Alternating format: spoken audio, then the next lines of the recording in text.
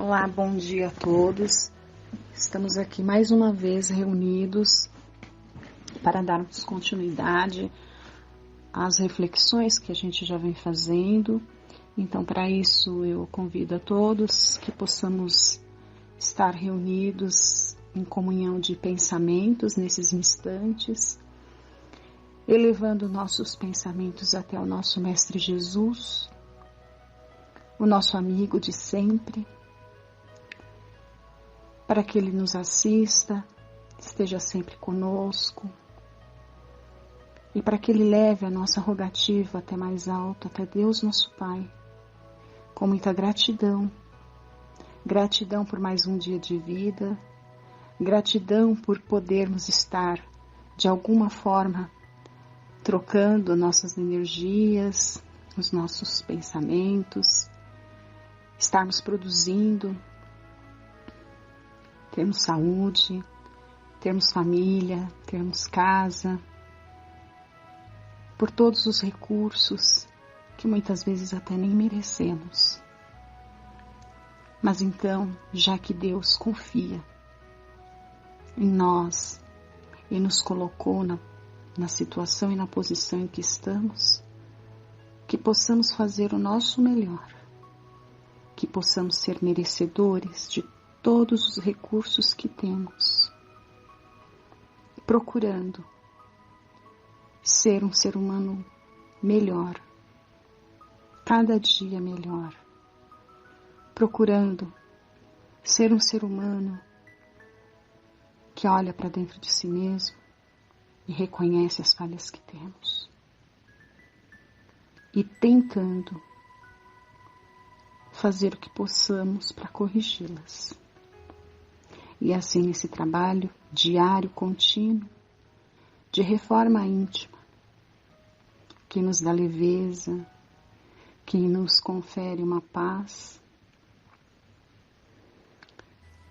que a nossa gratidão se estenda ao Criador de tudo e de todos, e que Ele possa nos abençoar, para que nós possamos continuar fazendo o melhor que pudermos. Muito obrigada a Deus, muito obrigada a Jesus, a Frei Fabiano de Cristo e a todos esses espíritos amorosos que nos envolvem, que nos assistem e que estão sempre ao nosso lado a nos ajudar, que possamos fazer também a nossa parte. Graças a Deus. Então, vamos aqui continuando. Nós estamos aqui na introdução do Evangelho segundo o Espiritismo e nós já estamos naquela parte que fala do resumo das ideias de Sócrates e Platão, né, como precursores da doutrina cristã e também da doutrina, né, do Espiritismo, a terceira revelação. E a gente vai vendo aqui, a gente está estudando os tópicos do pensamento desses grandes filósofos, né, vendo que muito tempo antes, né, de Cristo, esses dois filósofos gregos, né, ou seja, vieram ali no meio dos povos pagãos, já tinham ideias absolutamente similares às ideias que o Cristo veio propagar, né, 450, 500 anos depois, né? E também na época certa o Espiritismo veio ali trazer, tirar todos os véus, explicar com toda a clareza, né? Então vamos aqui continuando. Um outro tópico aqui, né? Do pensamento de Sócrates e Platão. Se a morte fosse a dissolução total do homem, isso seria de grande vantagem para os maus, que após a morte estariam livres ao mesmo tempo dos seus corpos, de suas almas e de seus vícios. Aquele que adornou sua alma, não com enfeites estranhos, mas com os que lhe são próprios, ele somente poderá esperar com tranquilidade a hora da sua partida para o outro mundo. E aí é o comentário de Kardec agora, vejam. Em outros termos, quer dizer que o materialismo que proclama o nada após a morte seria a negação de toda a responsabilidade moral ulterior e, por conseguinte, um estímulo ao mal, que o malvado tem tudo a ganhar com o nada, que o homem que se livrou dos seus vícios e se enriqueceu de virtudes é o único que pode esperar tranquilamente o despertar na outra vida. O Espiritismo nos mostra, pelos exemplos que diariamente nos põe ante os olhos, quanto é penosa para um malvado a passagem de uma para outra vida, a entrada na vida futura, né? E isso a gente tem exemplos ali no livro Céu e Inferno, né? E eu até trouxe, vou dar até ler assim, uma partezinha muito rápida, né?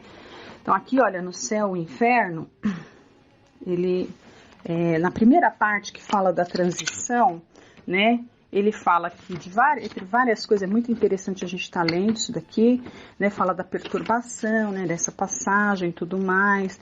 E aqui tem uma parte que ele diz aqui, olha: no homem material e sensual que viveu mais para o corpo do que para as coisas espirituais, para quem a vida espiritual nada era, que nem mesmo a admitia em pensamento, tudo contribui para estreitar os laços que ligam a alma à matéria, pois nada contribuiu para relaxar durante a vida.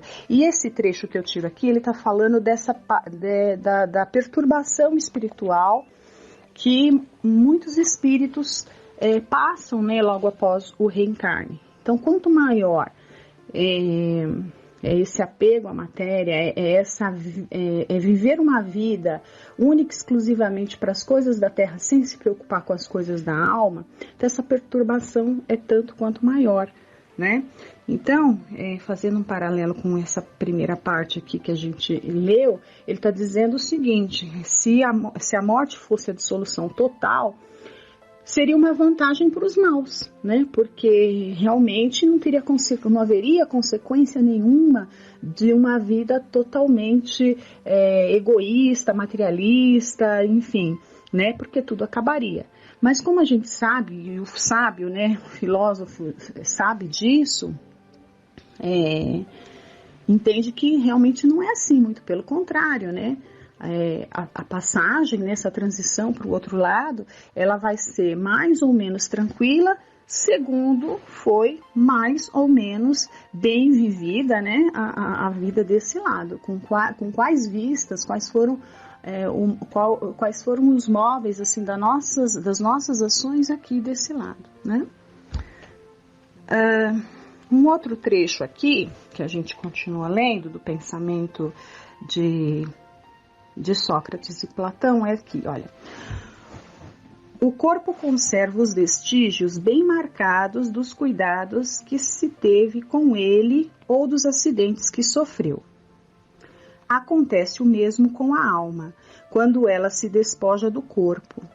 Conserva os traços evidentes do seu caráter, de seus sentimentos e as marcas que cada um de seus atos lhe deixou.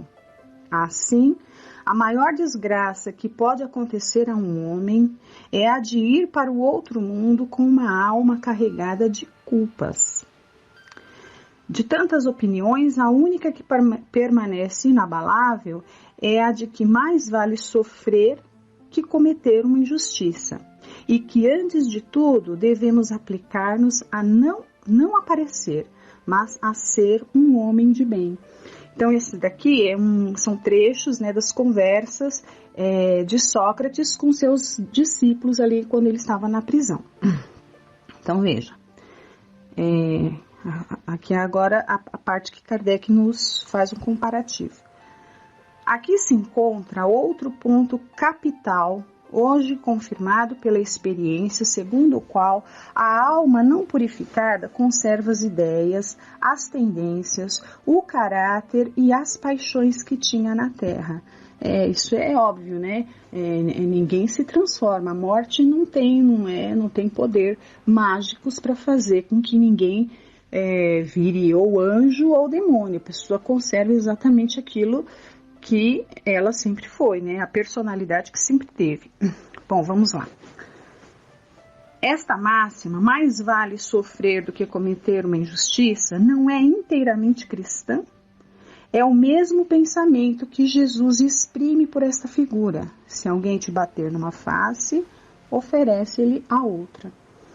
Então, não tem nem muito o que comentar. A gente já percebe o tamanho da grandeza moral, né, da condição moral desse espírito ali, 500 anos antes de Cristo, totalmente cristão, né, pelas suas ideias.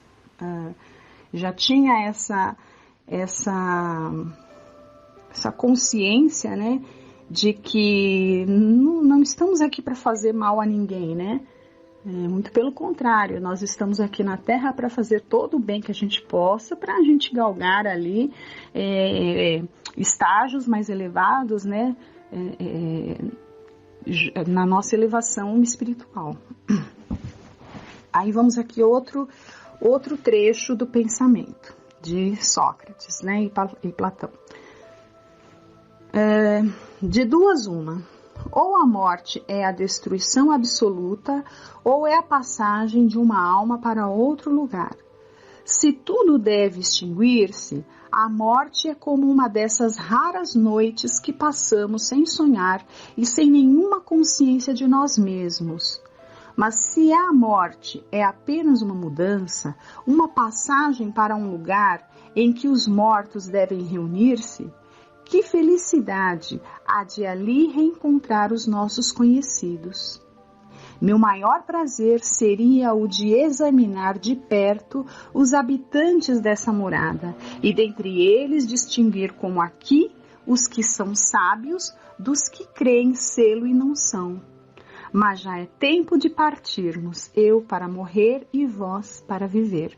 Então essa foi a fala de Sócrates aos seus julgadores e é famosíssima, né?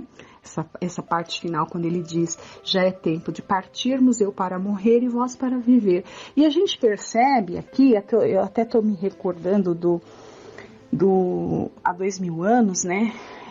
Naquela parte em que os cristãos, quando eles iam para ser devorado ali pelos leões, né? Eles iam cantando ali para a arena, né? Então, realmente, a pessoa que já tem essas ideias cristãs, assim, esses espíritos com essa condição, eles realmente não se abalam diante da morte, porque eles têm uma noção tão exata, né, do que os aguarda, que nada disso os aflige, né? Nós temos aflições quando a gente pensa, né, repulsa, quando pensa na ideia de partir e tudo mais, é meio natural a gente ter até um certo medo e não querer pensar que ninguém à nossa volta também parta, né? Mas a gente vai vendo nesses espíritos adiantados que eles não ficam assim, como é que eu vou dizer? Eles não perdem a calma, né? Eles têm essa confiança, parece que muito aumentada, né? Tá aqui, é o comentário de Kardec a respeito dessa fala aí, né, desse pensamento de Sócrates. Segundo Sócrates, os homens que viveram na Terra encontram-se depois da morte e se reconhecem. O Espiritismo nos mostra, continuando suas relações, de tal maneira que a morte não é uma interrupção nem uma cessação da vida, mas uma transformação sem solução de continuidade. E aqui um outro, ainda continua Kardec fazendo um paralelo, e essa parte é muito interessante, né? Olha, isso é Kardec. Sócrates e Platão, se tivessem conhecido os ensinamentos que o Cristo daria 500 anos mais tarde e que o Espiritismo hoje nos dá, não teriam falado de outra maneira. Nisso, nada há que nos deva surpreender se considerarmos que as grandes verdades são eternas e que os espíritos adiantados devem tê-las conhecido antes de vir para a Terra, para onde as trouxeram. Então, a gente já até falou semana passada, né, que por que o cuidado de Kardec de colocar tudo isso aqui na introdução, para a gente perceber antes dele começar jogando toda ali, né, colocar todo esse ensinamento, toda essa riqueza de ensinamento que os espíritos, que essa pleiade de espíritos aqui que estão trabalhando lado a lado com Cristo, nos mandaram ali, quando em 1800 o Evangelho é 1862, acho que é isso. O Evangelho, 1863. Então, antes dele, né, mandar toda essa revolução moral aqui, ele já vem, né, porque a gente percebe, a gente sabe que espíritos de condição, espíritos amorosos, eles não impõem nada pela força, eles conquistam pela razão e pelo amor, né? Então, através ali da razão, ele vem mostrando que esse pensamento não era uma novidade, né? Era um pensamento muito antes até mesmo do próprio Cristo. Então, Sócrates e Platão certamente eram ali espíritos preparadíssimos, que já vieram com a missão, né, de ir ali semeando essas ideias, né, porque a verdade, ela só se reforça com o passar do tempo, ela não se perde, ela só vai ganhando força, né, o século só vem fazê-la ficar mais robusta. A gente estudou isso aí a semana passada, né? Então, certamente foram espíritos ali adiantadíssimos, que já conheciam tudo isso daí que a gente está lutando para conhecer, né? E já trouxeram ali para a gente, abrindo os caminhos para o que viria, né? Então, que a gente possa bem aproveitar tanto ensinamento, a gente tem ensinamento, aí se a gente for pegar e estudar, né? Não basta estudar, a gente estuda aqui a doutrina, mas vai complementando com os estudos mesmo. Pega aqui um livro, né, um livro de filosofia, vamos estudar aí esses filósofos, que a gente vai reforçar cada vez mais a nossa fé, né? E o que nos cabe diante de tanto conhecimento que chegou pra gente, que a gente, né? Com Sócrates e Platão, a gente estuda até na escola. Então, o que fazer de bom com tanto conhecimento que chega pra gente, totalmente mastigado, né? E esses aí foram mártires mesmos, né? Que morreram, mas deixaram todo esse legado pra gente. É fazer um bom uso disso tudo, é usar a nossa razão, é procurar ser sábio, né? Da maneira como Sócrates coloca aqui, né? E segundo ele, a gente já estudou semana passada, o sábio é aquele que conhece além. Ele conhece mais do que só isso aqui. Então, a gente está além desse mundo material, né? A gente conhece o que é real, o que é verdadeiro. E o que é real e verdadeiro? O que é real e verdadeiro e não vai perecer jamais é o espírito, né? O corpo vai perecer uma hora, o espírito não.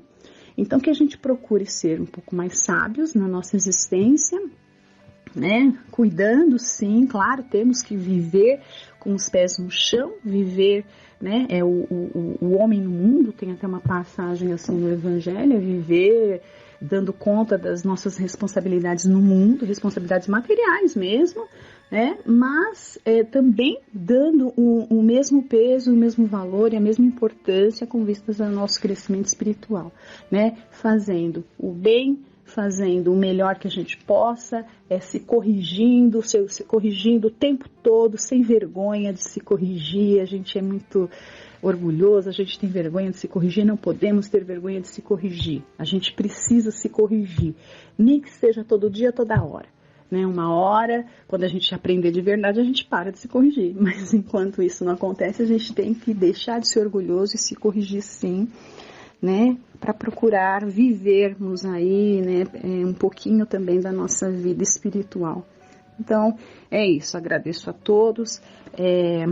Os livros aqui de consulta foram o Evangelho segundo o Espiritismo, né, nós estamos aqui na introdução, nós lemos hoje os itens 10, 9, 10 e 11, né? Acho que a semana que vem a gente encerra. Eu acho muito importante a gente continuar até o final aqui, porque é realmente maravilhoso o pensamento desses grandes filósofos, né? O outro livro que a gente utilizou foi um trecho aqui do Céu e Inferno, né? Na segunda parte, primeiro capítulo. Agradeço a todos e agora a gente continua com a parte da nossa companheira Silvia. Até mais, obrigada.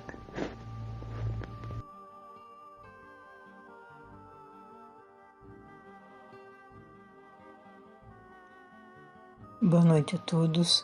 Agora nós vamos ver o Livro dos Espíritos. Vamos estudar hoje a parte 2, o capítulo 1, o item 13 e 4, sobre a forma e ubiquidade dos espíritos e sobre o perispírito.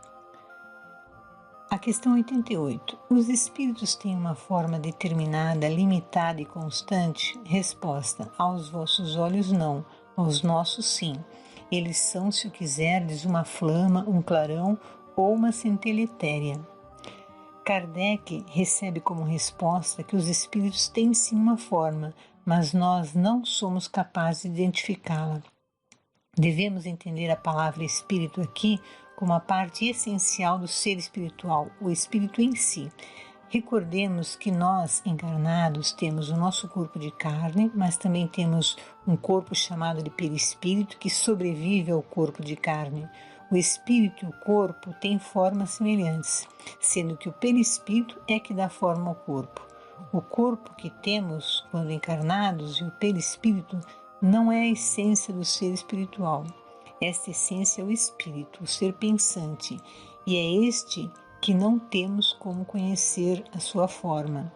Ele é criado por Deus a partir do princípio espiritual, porém o perispírito e o corpo de carne, quando encarnados, que usamos, têm a origem no princípio material. Eles acrescentam que podemos considerar o espírito como um foco de luz, uma luz.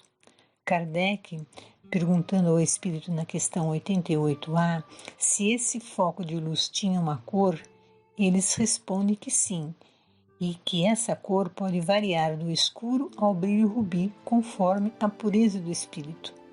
Kardec então comenta que em algumas pinturas de personagens da história humana, considerados como grandes benfeitores da humanidade, são representados com um halo de luz no alto da cabeça, representando a essência do espírito, pois, em certas ocasiões, essa luz se manifesta.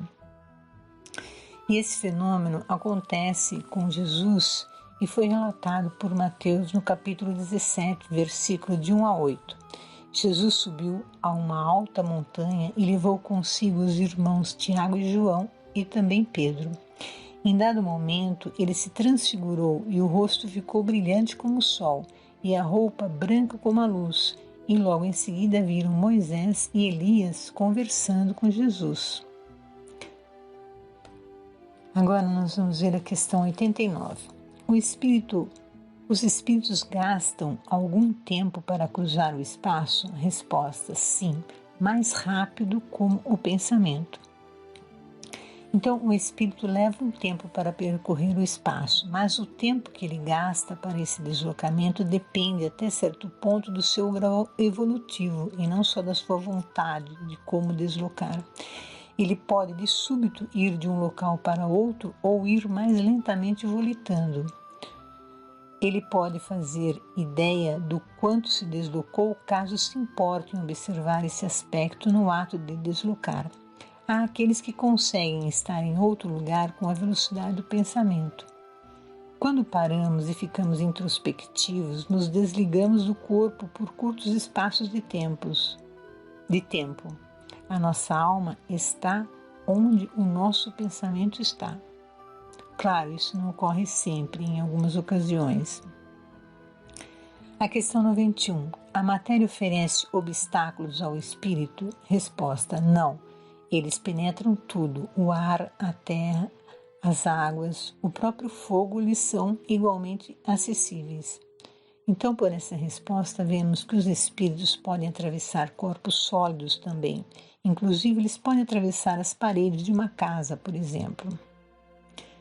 Na questão 92, os espíritos têm o dom da ubiquidade ou, em outras palavras, o mesmo espírito pode dividir-se ou estar ao mesmo tempo em vários pontos? Resposta: não pode haver divisão de um espírito, mas cada um deles é um centro que irradia para diferentes lados, e é por isso que parecem estar em muitos lugares ao mesmo tempo. Vês o Sol, que não é mais do que um, e não obstante irradia por toda parte e envia os seus raios até muito longe. Apesar disso, ele não se divide. Então aqui ficamos sabendo que um espírito evoluído pode aparecer em vários lugares ao mesmo tempo, pois é o seu pensamento que se irradia para diferentes locais, e não o corpo ou espiritual dele que se divide ou ele se divide. Agora nós vamos ver sobre o perispírito. O item 4, portanto. A questão 93.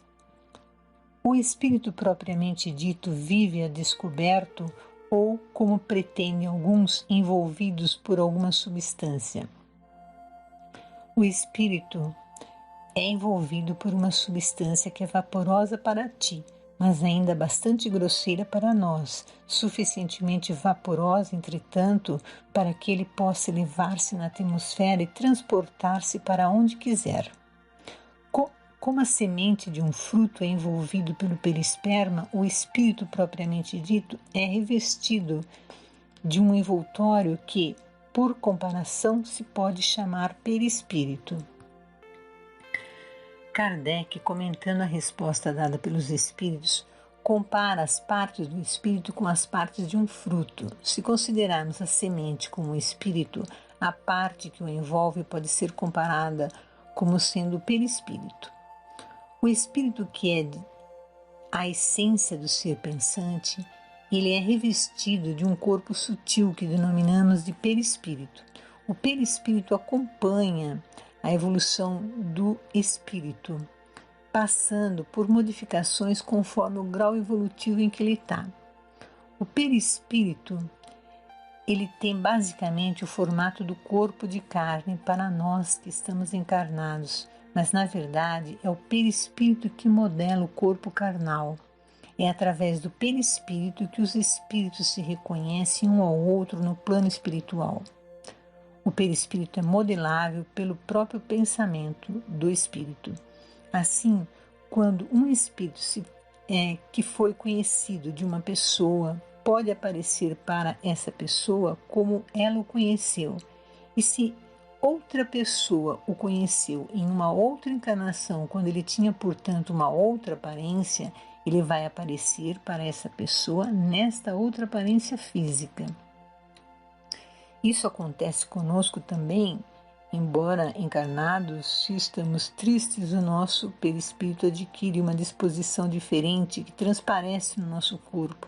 Se estamos alegres, nosso perispírito ganha outra disposição e o corpo recebe essa impressão. Agora, a questão 94. De onde tira o espírito seu envoltório semimaterial?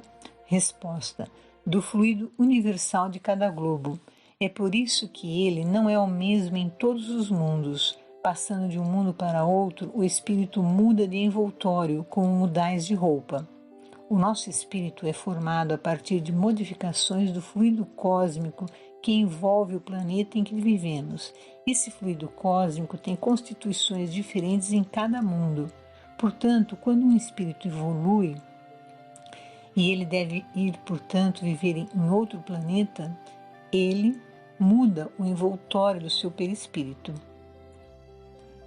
Este será conforme a constituição do fluido cósmico daquele planeta em que ele irá habitar.